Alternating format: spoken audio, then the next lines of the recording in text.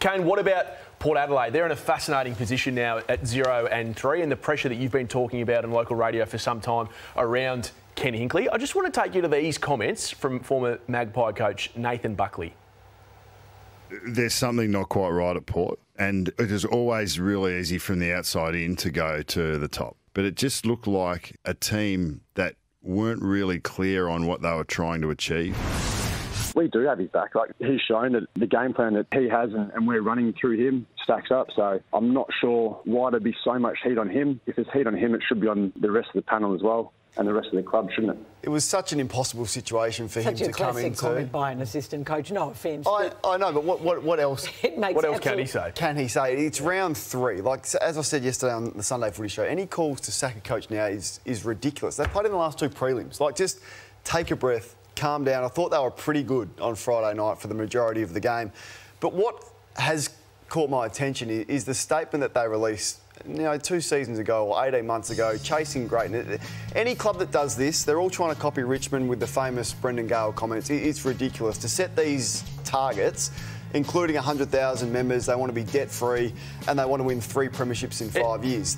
We're 2 seasons into this. They're not winning the premiership this year. That means they're going to have to win 3 in a row to achieve this. They're nowhere near 100,000 members. Brendan Gale's lofty predictions. Why do we copy everyone? Why do we have... So now why don't we embrace success? Why don't we take ourselves... put ourselves... They're releasing media statements saying we're trying to have as many members as we can and we're trying to win flags.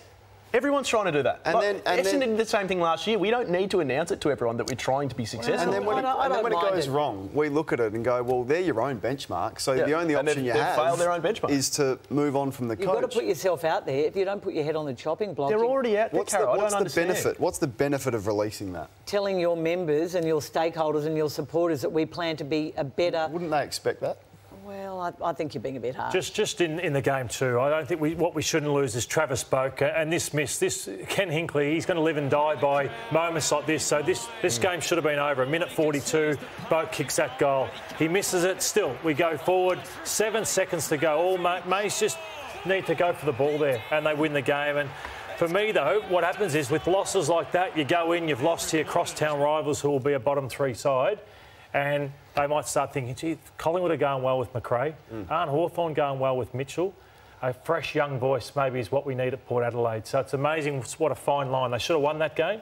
They don't because of a few bad mistakes for some players. You start asking questions. And you start asking questions about whether the time is right to move on Ken at the end of the year. So that was a massive game. There's going to be another massive game at the Adelaide Oval next Saturday when the AFLW Grand Final is played.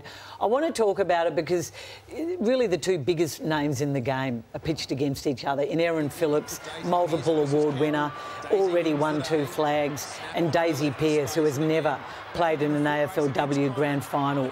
Daisy is being wooed by Geelong and they are very confident she's going to be a development coach under Chris Scott there by the end of this year. Others are trying to convince Daisy to keep playing. She's really surprised everyone with her magnificent form this year. And Aaron Phillips, I think, will end up in a Port Adelaide jumper next year, or later this year, won't she, Kane? Yeah. If Port Adelaide get their way. If they get their way, I think they'll throw ridiculous money at her to be the coach. Now, whether that's a plain coaching role or I think they want to see her play at least one season in the colours her father wore. Can Daisy wore. Pearce coach at Geelong and also play at the same time? Play for Melbourne. And do media?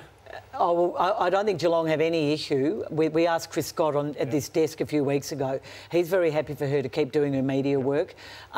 Look, I admire Aaron Phillips so much, but I really hope Daisy gets a flag. And I think if she does, she'll leave Melbourne, the club she pioneered footy with, and she'll go and be one of the first proper bona fide, one of the first development coaches at the AFL.